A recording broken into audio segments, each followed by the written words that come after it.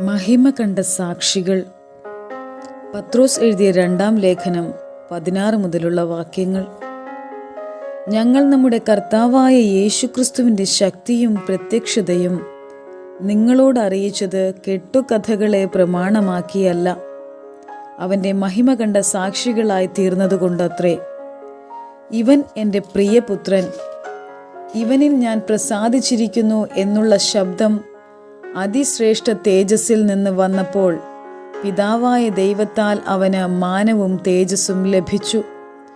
ഞങ്ങൾ അവനോടുകൂടെ വിശുദ്ധ പർവ്വതത്തിൽ ഇരിക്കുമ്പോൾ സ്വർഗത്തിൽ നിന്നും ഈ ശബ്ദം ഉണ്ടായത് കേട്ടു. പ്രവാചക വാക്യവും അധികം സ്ഥിരമായിട്ട് നമുക്കുണ്ട്.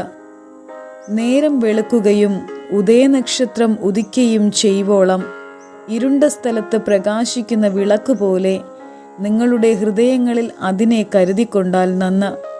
തിരുവെഴുത്തിലെ പ്രവചനം ഒന്നും സ്വയമായ വ്യാഖ്യാനത്താൽ ഉളവാകുന്നതല്ല എന്ന് ആദ്യം തന്നെ അറിഞ്ഞുകൊള്ളേണം.